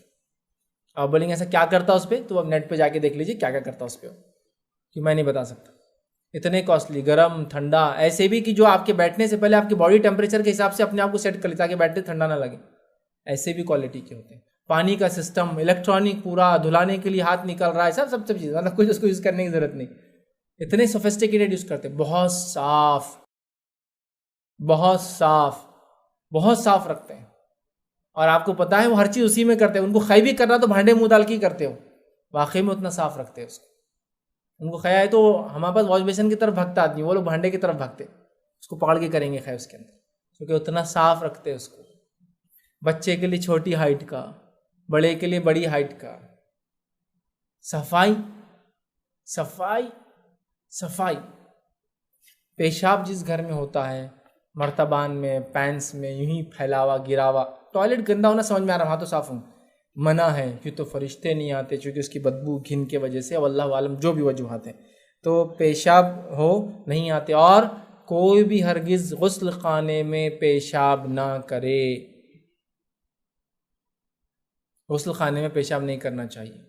اب اس پہ علماء کے مختلف فتاوے ہیں کہ وہ غسل خانے اس زمانے میں ٹائلز وغیرہ نہیں ہوتے تھے، مٹی ہوتی تھی، اور مٹی پہ وہ غسل کرتے تھے، پانی نیچے جذب ہو جاتا تھا اس ٹائم، اس وجہ سے منع کیا گیا. آج چونکہ سوفسٹیکیٹ ہوتے ہیں، سسٹم ہوتا ہے، مہوری ہوتی ہے، فلشز ہے، پانی بہت زیادہ عام طور سے مل جاتا ہے. فتاوے ایک الگ بات ہے، لیکن عام بات یہ کہ احتیاط کرو تو بھیا اچھا، چونکہ حدیث میں مت کرو تو مت کرو. سمپل. اٹیچ ٹوائلٹ ایک الگ چیز ہے، غسل خانہ اور ٹوائلٹ اگر اٹیچ ہے تو ایک الگ مسئلہ ہے، یاد رکھیں، کیونکہ وہاں ٹوائلٹ کا ایک اسپیسیفک جگہ ہے، غسل خانے کی اسپیسیفک جگہ ہے. ٹھیک ہے، اسی وجہ سے کچھ لوگ بولتے ہیں غسل خانہ اٹیچ نہیں ہونا، لیکن ایسا مسئلہ نہیں، اٹیچ ہونے میں کوئی حرج نہیں، چونکہ آج کل ہر چیز دونوں سپریٹ ہوتی ہے، اس کا پورا لمٹ ہوتا ہے، اس کو الگ بناتے ہیں، اس کو الگ بناتے ہیں، تو انشاءاللہ کوئی مسئلہ نہیں. ٹھیک ہے، لیکن احتیاط کریں آپ کے پیشاب کہیں بھی گھر میں نہ ہو، بچوں کا ہو، یہ ہو وہ ہو، بڑوں کا ہو، بیمار کا ہو، مریض کا ہو، احتیاط کریں، فوراً صاف کریں اور اپنے گھر کو پاک رکھیں تاکہ فرشتے آتے رہے. چھٹی چیز جس کی وجہ سے فرشتے رحمت کے گھر میں نہیں آتے وہ کیا ہے؟ جہاں بدبو ہو. صحیح مسلم کی روایت ہے، نبی اکرم صلی اللہ علیہ وسلم فرمایا، کہا صحابی کہتے ہیں کہ آپ نے فرمایا جو شخص اس درخت یعنی لہسن میں سے کھائے، اور کبھی فرمایا جو شخص اس درخت یعنی پیاز میں سے جو کھائے، آپ نے فرمایا وہ ہماری مسجد میں نہ آئے، اس لیے کہ فرشتوں کو بھی تکلیف ہوتی ہے ان چیزوں سے جن سے ابن آدم کو تکلیف ہوتی ہے. جو پیاز کھائے، آپ نے لہسن کی جھاڑ کی طرف اشارہ کیا اور پیاز کی جھاڑ کی طرف اشارہ کیا، کبھی اس کی طرف کیا کبھی اس کی طرف کیا، اور کہا کہ جو یہ کھائے اور یہ کھائے، یا یہ کھائے اور یہ کھائے، وہ ہماری مسجدوں میں نہ آئے، چونکہ جس چیز سے ابن آدم کو تکلیف ہوتی ہے اس سے فرشتوں کی بدبو. ابن آدم کو کس سے تکلیف ہوتی ہے؟ ہائی اسمیل ہے نا. لہسن کی اسمیل کتنی ہائی ہوتی ہے نا، پیاز کی اسمیل. تو لہٰذا کچی پیاز اور کچا لہسن کھا کر آپ مسجد نہ جائے جب تک کہ آپ منہ صاف نہ کر لیں، چونکہ اس سے فرشتوں کو کیا ہوتی ہے؟ گھن آتی ہے، نفرت ہوتی ہے، چونکہ ابن آدم کو بھی گھن آتی ہے اس سے. ٹھیک ہے، تو اسلام کتنا پاکیزگی کا خیال رکھتا ہے. بازو والے کو بدبو سے تکلیف نہ ہو، چونکہ اس سے فرشتوں کو تکلیف ہوتی ہے اور فرشتے نہیں آتے. سمجھے بات؟ تو لہٰذا کچا پیاز کچا لہسن مت کھائیے. کھاتے ہیں تو پھر منہ رنس کیجئے، مطلب کلی کیجئے اور صاف کیجئے، برش کر لیجئے، پھر مسجد جائیے. اور مسجد میں بیٹھ کے تو ہرگز مت کھائیے، چونکہ باہر سے اندر نہیں جانا تو اندر بھی نہیں کھانا. سمجھے بات؟ چونکہ اس سے بو آتی ہے نا. اب یہ تو تھا اس زمانے میں جن چیزوں سے بدبو آتی تھی، منع کر دے گا. آج ٹوبیکو، تمباکو کتنی بدبو دیتا ہے. نہیں بولے حدیث میں صرف لہسن اور پیاز ہے. ہاں ٹھیک ہے، حدیث میں لہسن اور پیاز ہی ہے. مقصد کیا آگے سنیے نا، جس چیز سے ابن آدم کو گھن آتی ہے اس سے فرشتوں کو بھی گھن آتی ہے. نہیں آپ تو لیکن میرے کو تو بہت لذت آتی ہے اس میں. آپ کو آ رہی نا، کسی جو نان اسموکر ہے اس سے پوچھو کتنی تکلیف ہوتی ہے اس کو، جب آپ کے منہ کا اتنا خطرناک سینٹ اور کتنی خوشبو والے ہوتے جو کھانے کے ہوتے ہیں، اور پینے کی تو وہ تو بدبوداری ہوتی، چاہے اس میں خوشبو ہوتی نہیں. اسموکنگ آپ کسی ایریا میں جائے جہاں لوگ وہ کرتے ہیں، جو آدمی نہیں پیتا سگریٹ، کوئی سگریٹ پینے والا بھی گزرا تو بولتا ہے انہیں پی کے آیا سگریٹ، چونکہ اس کی اسمیل اتنی ہے ہوتی، تکلیف ہوتی ہے اس سے، ہے نا. اب ان لوگوں کو کیا جو طہارت خانوں میں گھس کے سگریٹ اب پی رہے مسجد کے، اعتکاف کے نام پہ مسجد میں نیچے بیٹھے اور اوپر جا کے انجن چلا رہے اپنا. ہاں افطار ہوتے ہی مغرب کی نماز، کھانا اور چھت، کیا قبول ہوں گے آپ؟ تم بدبو کرتے پھر رہے. اور کیوں ایسی چیز پیتے ہو؟ کیوں ایسا کام کرتے ہو؟ نہیں وہ مکروہ ہے بول کے چلتا. میں وہ بحث میں نہیں پڑھ رہا ہوں آپ کو مکروہ ہے فلاں. اگر یہ اتنا ہی اچھا ہے، ٹھیک عمل ہے، کراہت ہے، صرف تھوڑا برا ہے، تو پھر اس کو بہت سارے نیکیوں کام میں کیوں استعمال نہیں کرتے؟ حلال ہے، آپ بول رہے حلال ہے لیکن تھوڑا پسندیدہ نہیں ہے، تو کبھی صدقے میں دیا کرو. میں صدقے میں یہ سال رمضان میں ہم عید الفطر کا صدقہ 2.5 کلو سگریٹ نکالیں گے، صدقے میں نکالا کرو. آنے والوں کو صدقے میں دیا کرو، بیوی کے ساتھ مل کر پیا کرو، بچوں کو ترغیب دلاؤ کہ بیٹے ٹھیک نہیں ہے, کبھی کبھار چل جاتا, لیٹ اٹ بی, تم بھی چلو میں بھی چلتے رہتا, ٹھیک, کبھی یہ کر لیا کرو. ہاں, اس کو دینے کی یہ نیت ہوگی, اس کو دینے سے اجر و ثواب ملیں گا, کیونکہ دوسرا پیئیں گا نا, اس کو ضرورت مند ہے بیچارہ, وہ بھی طلب لگی ہوئی ہے اس کو, تو آپ کو نہیں دیتے نا, ارے بھائی مت پی, چھوڑ دے, خود پیتے پیتے بولتا مت پی, چھوڑ دے, بہت نقصان ہے اس کے, میکو ہو رہے. لیکن اب کیا ہے, پرانا زندگی گزر گئی ہماری, نہیں بدلنا چاہے تو سب کچھ. صحابہ نے جن کی نسلیں شرابوں میں ڈوبی ہوئی تھی, روایت میں آتا ہے جب شراب کو اللہ نے حرام قرار دیا, ایک شخص مدینے میں نکلا کہتے ہوئے کہ شراب حرام ہو گئی, تو روایت میں آتا پرانی شراب تھی. اور شراب کی خصوصیت کیا ہے معلوم آپ کو؟ اب خصوصیت کیا بولنا, میرا ایک بری حرام چیز ہے, لیکن پھر بھی بہرحال اب جو بھی ہے اس کی ایک کیریکٹرسٹک یہ ہے کہ جتنی پرانی ہوں گی اتنی زیادہ اچھی ہوں گی. تو 50 سال 100 سال پرانی شرابیں بنتی ہے, معلوم آپ کو, ملتی ہے مارکیٹ میں. تو صحابہ کے پاس پرانی شرابیں رکھی ہوئی تھی. جب یہ بات سن لی تو شراب کو پانی کے جیسا بہا دیا سڑکوں پہ لا کے. اگلے دن شراب موجود نہیں تھی مدینہ میں. تو وہ تو نسلوں سے لت اور عادی تھے نا, اور شراب کی لت تمباکو کی لت سے بڑی ہوتی ہے. چھوڑ دیا اللہ کا حکم آیا بول کر. تو یہ جذبہ ہوتا ہے مومنوں کا, جب بات آ گئی تو معاملہ ختم, اگر مگر یہ وہ التا پلتا نہیں. اس کی بدبو ہی دیکھ لو یار کتنی ہے, اس کے ڈبے پہ دیکھ لو کیا لکھا ہوا ہے. بچھو بنا دیا گورنمنٹ نے, سانپ بنا دیا, تو بیوقوف پھر بھی پی رہے. تو اب تو گلے پھٹے ہوئے وہ سب دے رہے, دانت سڑے وہ بھی دے رہے, کہ بھائی کم از کم یہ تو سمجھ لو. بچھو سانپ نہیں سمجھ میں آ رہا تم کو کیا ہے, تو بھی نہیں سمجھ میں آ رہا, کیونکہ پہلے انگلش میں لکھا ہوتا تو پڑھنا نہیں آ رہا. بولے tobacco smoking injuries to health, it may cause cancer, نہیں سمجھ میں آ رہا, پڑھا لکھا نہیں ہے میں. پھر انہوں نے لکھ دیا کہ کرک روگ ہو سکتا ہے اس کے پینے سے, وہ بھی نہیں سمجھ میں آ رہا, چونکہ میں ہندی بھی نہیں آتی. تو بچھو سانپ بنا دیا, وہ بھی نہیں سمجھ میں آ رہا. بولے پتہ نہیں کیوں بنا رہے, شاید بچھو سے نکالا کچھ خاص چیز ہے. تو اب انہوں نے کیا کر دیا, بیماروں کی تصویریں دینا شروع کر دی, گلے خراب, دانت سڑے ہوئے, منہ پورا ہو گیا, تب بھی نہیں سمجھ میں آ رہا. اس کی بدبو ہی دیکھ لو تم. لہسن اور پیاز حلال چیز کھا کر مسجد میں نہیں جا سکتے ہم, چونکہ بدبو ہے. سوچو اب آپ سوچو آگے.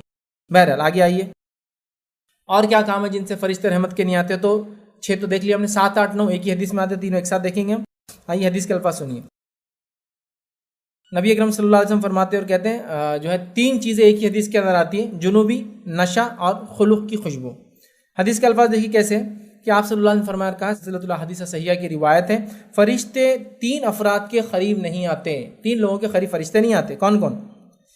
آپ صلی اللہ علیہ وسلم فرمایا, کہا کہ 3 لوگوں کے قریب فرشتے نہیں آتے. ایک جنوبی, نشے میں چور انسان, اور تیسرا فرمایا خلق کی خوشبو میں لت پت انسان. ان تینوں کے نزدیک فرشتے نہیں آتے.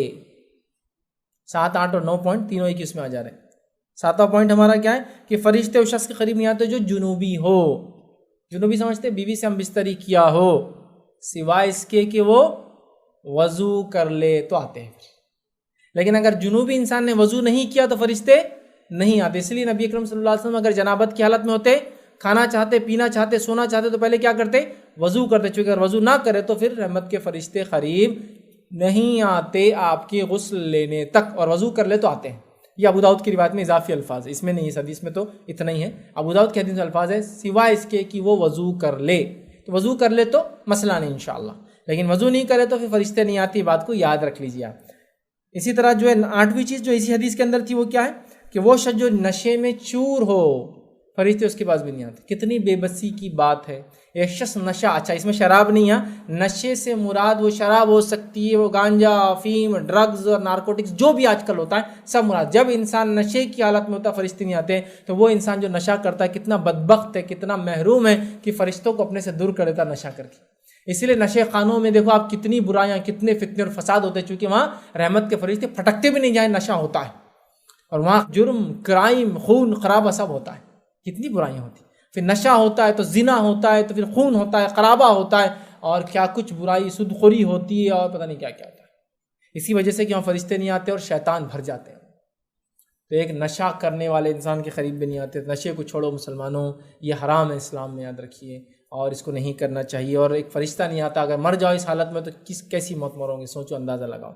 آئیے آگے بڑھتے ہیں. 9ویں چیز جو اسی حدیث میں تھی وہ ہے خلق کی خوشبو میں لت پت انسان. ایک قسم کی خوشبو ہوتی تھی جو زعفرانی رنگ کی ہوتی تھی. دیکھیے خوشبو کی 2 قسم ہوتی تھی عربوں میں, اور دونوں میں سے ایک قسم حرام ہے عورتوں کے لیے, اور ایک قسم منع ہے مردوں کے لیے. حرام نہیں لیکن منع ہے, ان کے لیے نہیں لگانا چاہیے. پہلی قسم جو مردوں کے لیے حلال ہے وہ خوشبو ہے جو فریگرنس ہوتی ہے, اڑتی ہے, عود ہوگا، سینٹ ہوگا، یہ ہوگا جو اڑتے ہیں، ٹھیک ہے.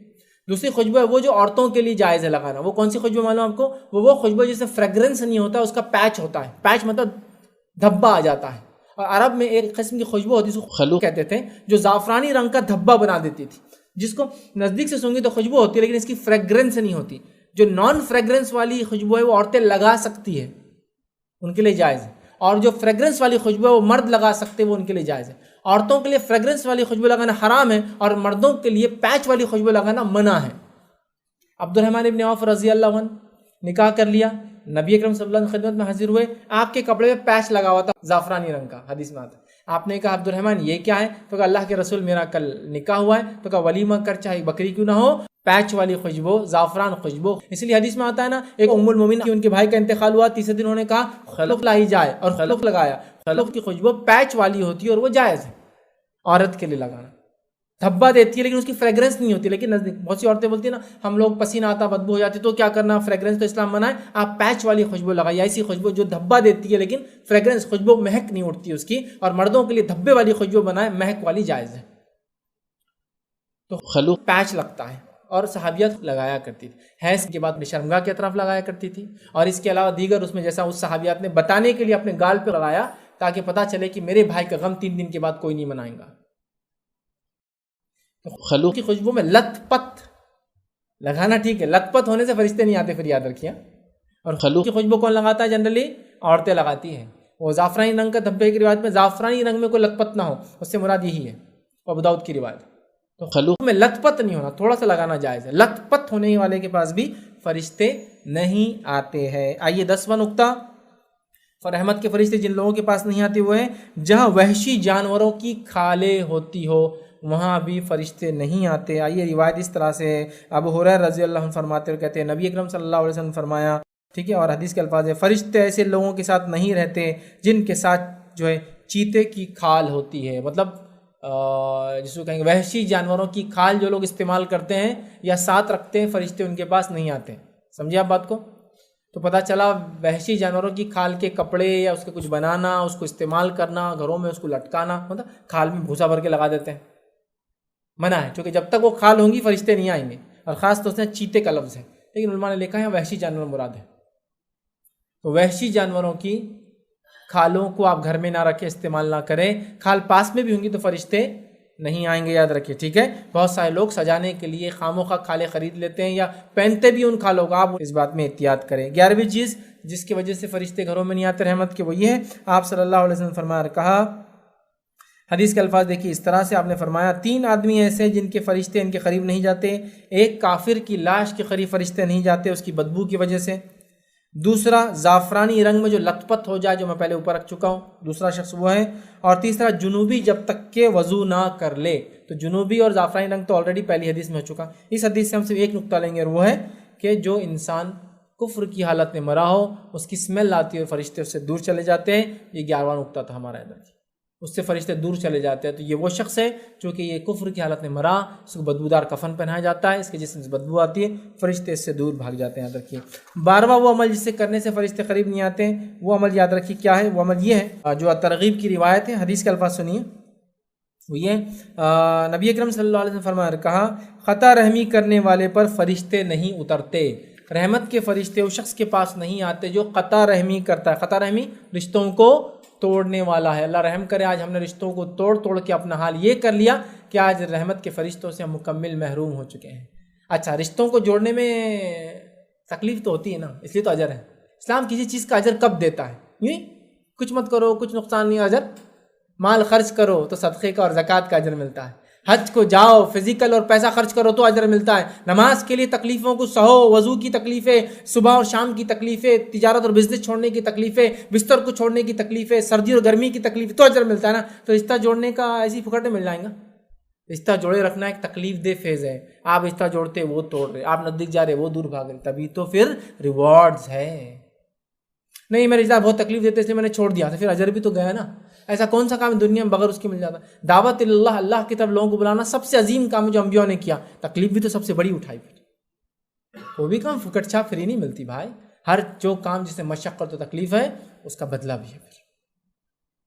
ٹھیک ہے، تو بہرحال رشتوں کو توڑنا رحمت کے فرشتوں سے محرومی ہے، یاد رکھیے۔ 13واں پوائنٹ جو انسان کو رحمت کے فرشتے جو ہم سے دور ہو جاتے ہیں، وہ 13 پوائنٹ کیا ہے؟ جس گھر میں قرآن نہ پڑھا جاتا ہو رحمت کے فرشتے وہاں داخل نہیں ہوتے۔ آئیے حدیث کے الفاظ، تھوڑی لمبی حدیث کے الفاظ یہ ہیں۔ انس بن مالک رضی اللہ عنہ فرماتے اور کہتے ہیں کہ آپ صلی اللہ علیہ وسلم فرمایا، جہاں تک ہو سکے اپنے گھروں کو نور سے بھر دو، بے شک جس گھر میں قرآن کی تلاوت ہوتی ہے وہ اپنے گھر والوں پر کشادہ ہو جاتا ہے اور خیر اس میں بڑھ جاتا ہے، اور فرشتے وہاں آتے ہیں اور شیطان اس گھر کو چھوڑ کے بھاگ جاتے ہیں، اور جس گھر میں قرآن کی تلاوت نہ ہوتی ہو وہ گھر والوں پر تنگ گھر ہو جاتا ہے اور اس کی جو ہے خیر گھٹ جاتی ہے، اور فرشتے اس کو چھوڑ دیتے ہیں اور شیاطین وہاں آ کر بس جاتے ہیں، ان کے اڈے بن جاتے ہیں وہ گھر۔ اب اپنے گھروں کے حال دیکھ لیں، ہم نے اپنے گھروں کو شیطان کے اڈے بنایا ہے یا فرشتوں کا اڈا بنایا ہے؟ اڈا جمع ہونے کی جگہ کو بولتے ہیں، ایک جگہ جہاں جاتے ہیں ہوائی اڈا، ہوائی جہاز وہیں اترتے ہیں وہیں سے اڑتے ہیں، ٹھیک ہے؟ تو اب ہمارے گھر کس چیز کا اڈا ہے؟ فرشتے اترتے ہیں، شیطان اترتا ہے۔ دیکھ لیں، قرآن کی تلاوت تو ہوئی تھی، ایسا نہیں بول کے ماشاءاللہ دادا کے انتقال پہ ہوئی تھی 5 سال پہلے، اب سب زندہ ہے تو ضرورت تو نہیں ہے، اب کوئی مر جائیں گا تو پھر ایک بار ہو جائیں گی، کوئی بیمار ہو جائے گا تو ضرور تلاوت ہوں گی، اس میں کیا مسئلہ ہے؟ مصیبت آ جائیں گی تو بھی کریں گے انشاءاللہ ہم تلاوت، کوئی مر جائے تو پھر تو بہت ضروری ہے اس کو بخشنا، تو ہم کریں گے۔ اس کے علاوہ قسم کھانے کے لیے بھی قرآن ضرور اٹھا کے لائیں گے ہم، باقی تو ایسا کوئی ضروری نہیں ہے روز پڑھنا، پھر کیا ہے مسئلہ، روز پڑھا جائیں گا۔ چلو مرد تو باہر مسجد میں جا کے پڑھ لے رہے، جماعت نماز پڑھ رہے تو سن لے رہے، عورتوں کا کیا؟ عورتیں ظاہر سے تو حافظہ تو بہت کم ہوتی ہیں، یاد بھی کم کرتی قرآن کو عام طور سے مردوں کے مقابلے میں، سنتی بھی کم ہے چونکہ نماز جماعت سے نہیں پڑھتی، تو گھروں میں تو وہی چھوٹی چھوٹی صورتیں پڑھیں گی نا ہمیشہ، باقی قرآن کا کیا؟ تلاوت کرو قرآن کی، بیٹھو گھروں میں لے کر، بہت ضروری ہے، ورنہ شیطان کے اڈے بن جاتے ہیں گھر، ٹھیک ہے؟ تو یہ پوائنٹس تھے جو میں نے آپ کے سامنے رکھے ہیں کہ جو کرنے سے رحمت کے فرشتے دور بھاگ جاتے ہیں۔ فرشتوں کا دور بھاگنا شیطان کو قریب کرنا ہے، فرشتے کا دور جانا رحمت سے دوری ہے، فضل سے دوری ہے، اللہ کی جود اور کرم اور سخا سے دوری ہے۔ تو فرشتوں کو لانا چاہتے ہیں، فرشتے انہی کے قریب آتے ہیں جن کے قریب رحمان حکم دیتا ہے، جب اللہ حکم دیتا ہے تو ہی آتے ہیں۔ فرشتوں کا آنا گویا رحمان کی ہمارے اوپر ہم سے رضا اور ہم پر فضل اور کرم اور رحم کا نتیجہ ہوتا ہے، ان کا دور جانا اللہ رب العزت کی ناراضگی کی وجہ بنتا ہے، چونکہ اس کے بغیر یہ دور جاتے بھی نہیں۔ دیکھیں نا، جتنے عمل سے اللہ ناراض ہوتا ہے اس لیے فرشتے بھاگ جاتے ہیں، اسے جھوٹ بولنا حرام ہے اسلام میں، اللہ ناراض ہوتا ہے فرشتے بھاگ جاتے ہیں۔ تو لہٰذا اگر فرشتوں کو ہم رحمت کے قریب نہیں کریں گے تو ہمارے اطراف بہت بری چیزیں آئیں گی، تو ہم رزق کی تنگی کی دعائیاں دے رہے ہیں، ہم گھر کے اندر بے برکتی کی باتیں کر رہے ہیں، ہم کہہ رہے ہیں کہ رحمت اللہ ہم پہ نہیں کر رہا، رحم اللہ نہیں کر رہا، فضل اللہ نہیں کر رہا، تو کیسے؟ میرا سوال ہے کیسے؟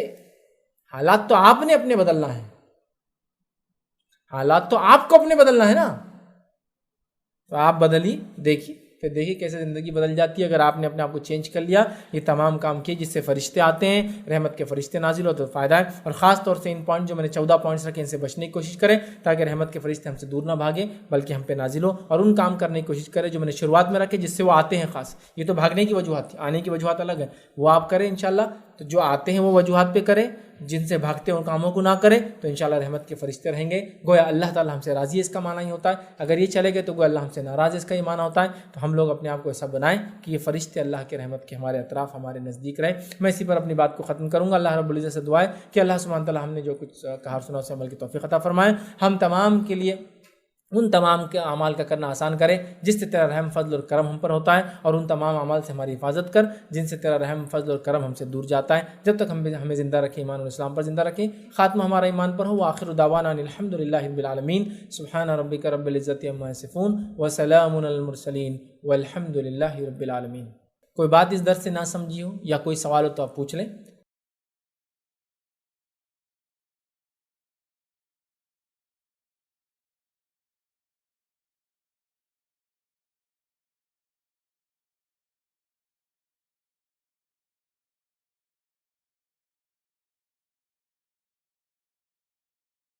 بسم اللہ الرحمن الرحیم، الحمدللہ رب العالمین والصلاة والسلام علی خاتم النبیین والمرسلین، رب اشرح لی صدری ویسر لی امری واحلل عقدۃ من لسانی یفقہوا قولی۔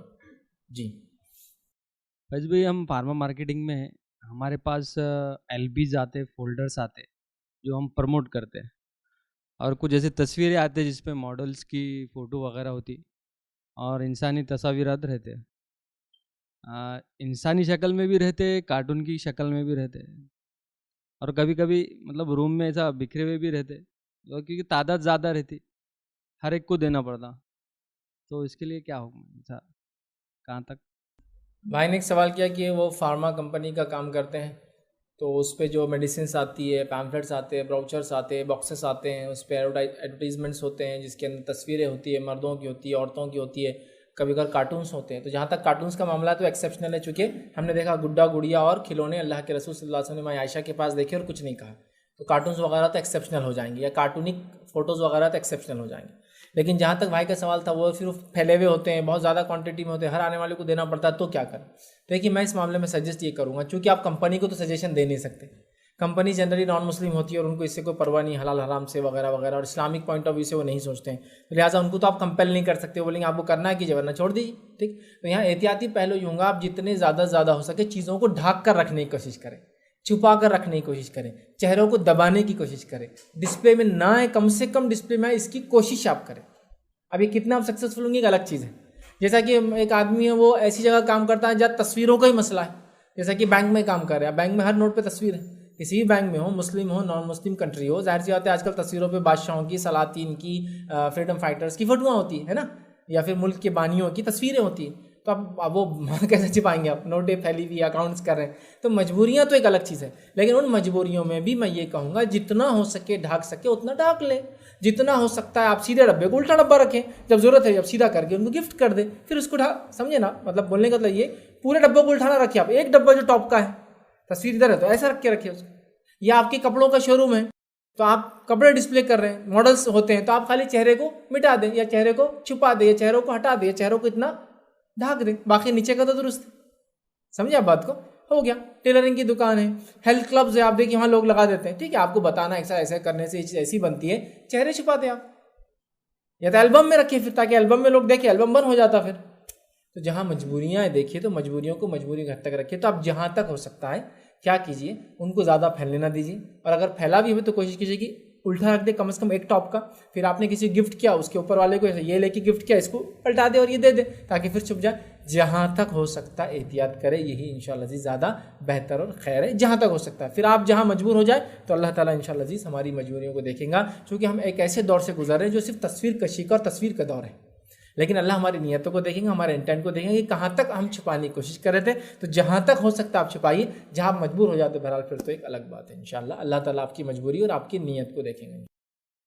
اسکول کے کاموں میں, پروجیکٹ میں تصویر بنانا پڑتا ہے تو کیا کرنا چاہیے؟ دیکھیے اسکول میں, کالج میں, فیلڈ میں, اسٹریم میں, کسی ایک سائنس کو آپ گین کر رہے ہیں, سائنس سمجھتے کوئی ایک اسٹریم آپ کر رہے ہیں جس میں تصویریں بنانا ہے, اعضا بنانا ہے, جسم بنانا ہے, تاکہ اس سے علم حاصل کرے اور اس کے بغیر کوئی چارہ نہیں ہے, تو علماء بالکل اس کی اجازت دیتے کہ آپ کی مجبوری والی شکلیں یہاں مجبوری کے حد تک کیا جا سکتا ہے.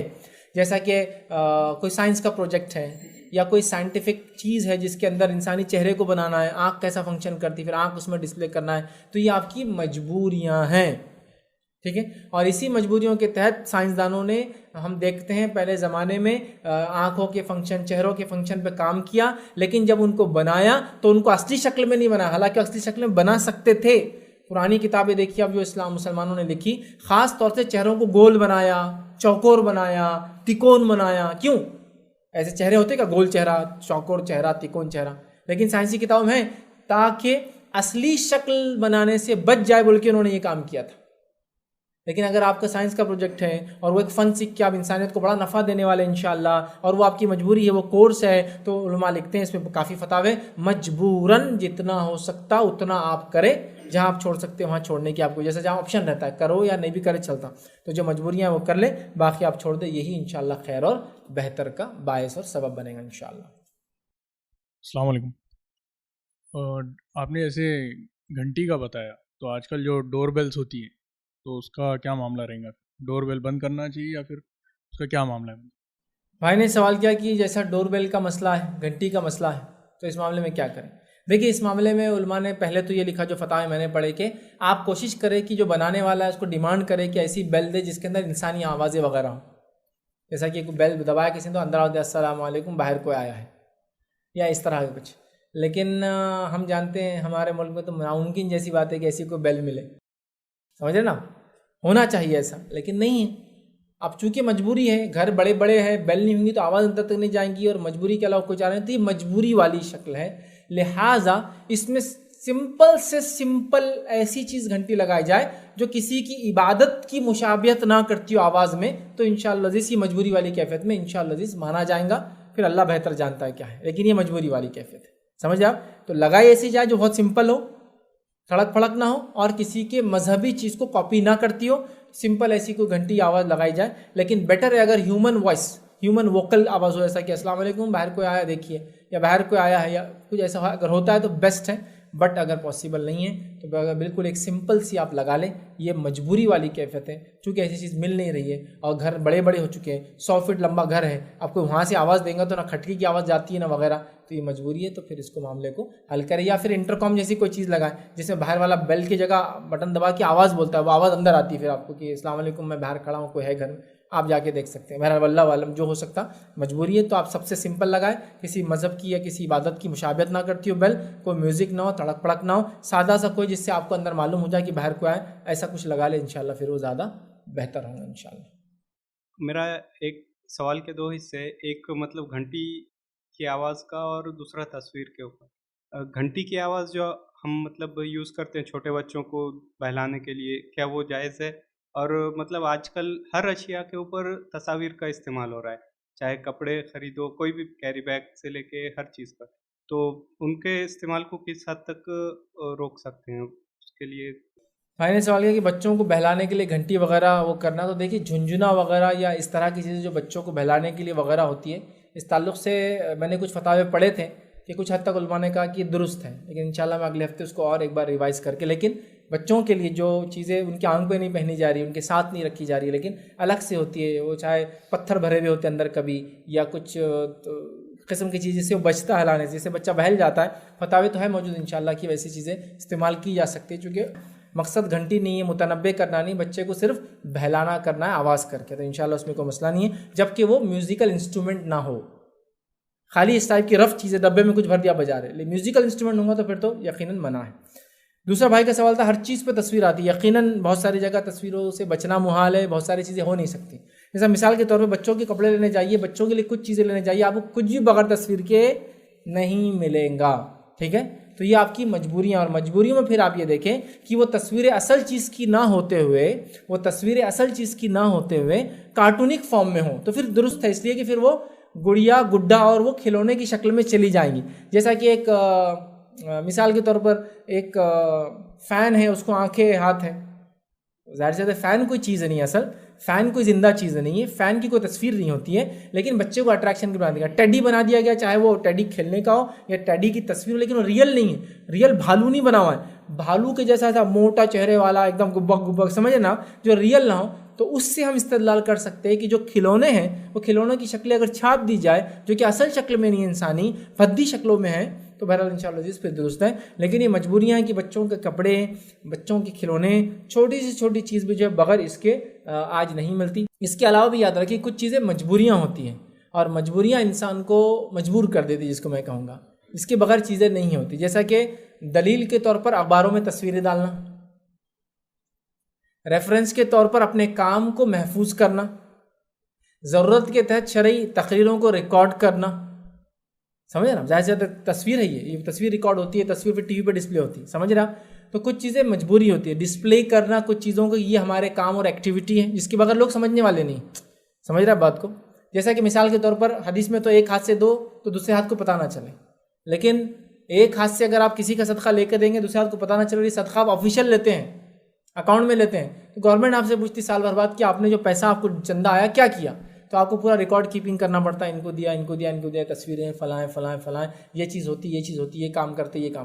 تو مجبوریاں ہیں، تو مجبوریاں ہیں، ضرورتیں ہیں کچھ جگہ، جیسا کہ آئی کارڈز وغیرہ، پاسپورٹ وغیرہ، یہ ضرورتیں ہیں، تصویریں کھینچنا، ریکارڈ کیپنگ کرنا یا دینی کاموں کو پھیلانے کے لیے کرنا، یہ مجبوریوں کی شکل ہے. تو بہرحال مجبوریاں وغیرہ الگ ہیں. تو لہٰذا بچوں کے چونکہ آتے نہیں ہیں، آپ دیکھیں، کوشش کریں، اور اگر اس طرح سے مصنوعی کارٹونک فارم میں تو انشاءاللہ العزیز فتاوے تو موجود ہے کہ چل جائیں گے. بہرحال پھر بھی احتیاط کرنا زیادہ بہتر اور اچھا ہے. السلام علیکم. فیض بھائی، آپ نے پاگل کتوں کے بارے میں بتایا، میں نے کچھ کالے کتے کے بارے میں بھی سنا تھا، تو یہ کہاں تک صحیح ہے؟ بھائی نے سوال کیا کہ میں نے پاگل کتوں کے تعلق سے کہا کہ اس کو مارنے کا حکم دیا گیا تھا. میں نے کالے کتوں کے تعلق سے بھائی کہہ رہے سنا ہے، لیکن جو میں نے سنا وہ یہ ہے کہ ہر کالا کتا شیطان ہے، حدیث میں آتا ہے الفاظ. تو صحابی نے کہا اللہ کے رسول صلی اللہ علیہ وسلم لال کتا، تو کہا لال کتا شیطان نہیں ہے، جو پورے کالے ہوتے کتے وہ شیطان ہیں. اب اس سے کیا مراد، کیا وہ شیطان ہے روپ لیے ہوئے؟ نہیں، اس سے مراد یہ ہے کہ جو علماء لکھتے ہیں شاید ان کے ساتھ شیطان زیادہ رہتا ہو کالے ہونے کی وجہ سے، یا جو بھی ایکس وائی زیڈ ریزن ہو، شاید ان سے زیادہ ہے. جیسا کہ اونٹ کے تعلق سے آپ نے فرمایا اونٹ شیطان سے ہے، اسی لیے، اور ایک حدیث میں ہر اونٹ کے ساتھ ایک شیطان رہتا ہے، حدیث میں الفاظ. اسی لیے اونٹوں کے بارے میں نماز آپ نے پڑھنے کا حکم دیا کہ اونٹوں کے بارے میں نماز کوئی نہ پڑھے، بکریوں کے بارے میں پڑھے، بکریوں کے باڑے میں پڑھے. اور بکریوں کے باڑے کے بارے میں کہا کہ اس میں رحمت ہوتی ہے. اونٹوں کے باڑے میں کہا نماز مت پڑھو، اس کے ساتھ شیطان ہوتا ہے. اور حدیث میں آتا ہے کہ جو اس کا گوشت کھائے تو اس کو اگر وضو سے ہے تو اس کو پھر سے وضو کرنا پڑے گا، اس کا وضو ٹوٹ جاتا ہے. سمجھ رہا ہے بات کو؟ تو لہٰذا وہ کتے کے تعلق سے بھی شاید ایسی ہوں گا. وہ کالا کتے سے تو شیطان سے پیدا ہوا نہیں، بلکہ اونٹ کے تعلق سے یہ بھی الفاظ ہے اونٹ شیطان سے پیدا ہوا بول کے. ان کالے کتے کے تعلق شیطان سے پیدا ہوا تو لفظ نہیں ہے.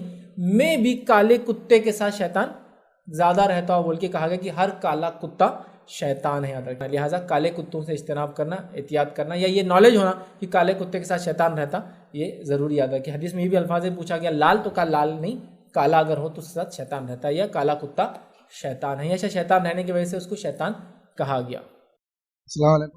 آپ کے ادھر پانی نہاتے ہوئے ہمام میں طہارت کرنا منع ہے، تو باعث ایسا ہوتا ہے کہ جیسے کہ طہارت پانی ڈالی جسم کے اوپر اور بعد میں کبھی طہارت آ گئی تو کیا کریں اس کے لیے کیسا؟ اور جیسا کہ آپ نے ابھی بتایا کہ اونٹ کا گوشت کھانے کے بعد وضو کرنا ضروری ہے. بھائی نے سوال کیا کہ اگر نہانے کے لیے گئے اور پانی ڈالنے کی وجہ سے اگر پیشاب آ جائے تو کیا کریں؟ تو دیکھیے، اگر آپ کو کسی بیماری کی وجہ سے یہ مسئلہ ہوتا ہے کہ پانی ڈالتے کچھ لوگ ہوتا ہے ذرا سی ٹھنڈی ہوتی ہے ان کو پیشاب آتا ہے، اور باڈی کا سسٹم ہے وہ اپنا ٹیمپریچر مینٹین کرنے کے لیے باڈی سے پیشاب ریلیز کرتی ہے تاکہ ٹیمپریچر باڈی کا مینٹین ہو پسینے کے ذریعے، پیشاب کے ذریعے.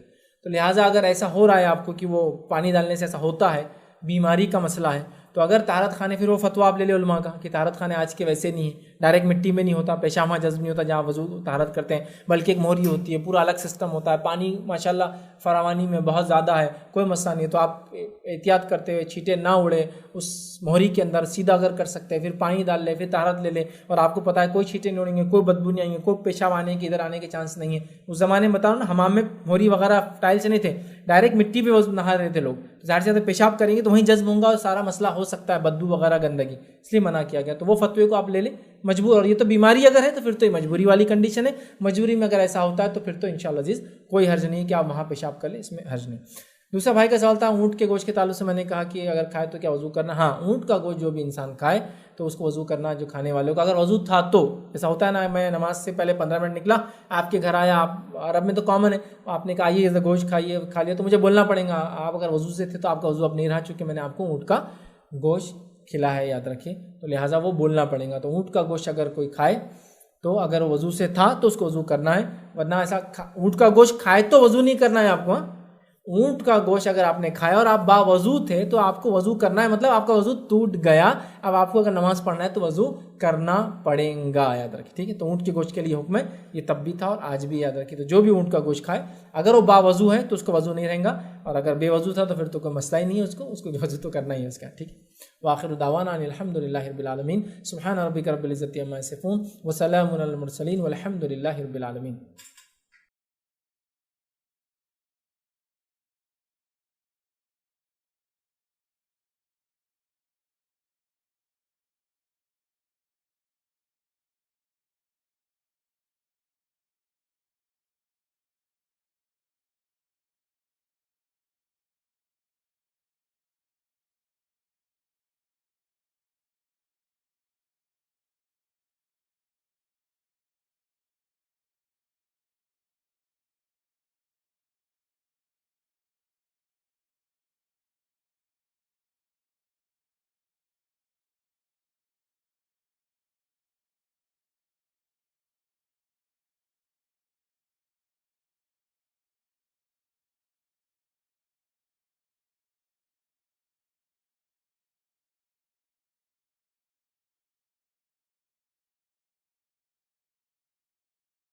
अस्सलाम वालेकुम। आप भी हमारे इस काम में ताउन करें अपनी ज़कात और सदक़ात के ज़रिए। डोनेशन डिटेल्स के लिए डोनेट पर क्लिक करें। अगर आपको हमारे वीडियोस पसंद आए हैं तो इसे शेयर करें और सबके हकदार बने। रोजाना हमारे वीडियोस को पाने के लिए हमारे यूट्यूब चैनल को सब्सक्राइब करें और बेल आइकन दबाएं। हम सिद्दीक़ा सोशल मीडिया पर जुड़ने के लिए वीडियो में दिए गए आईडी को सर्च करें। जज़ाकल्लाह।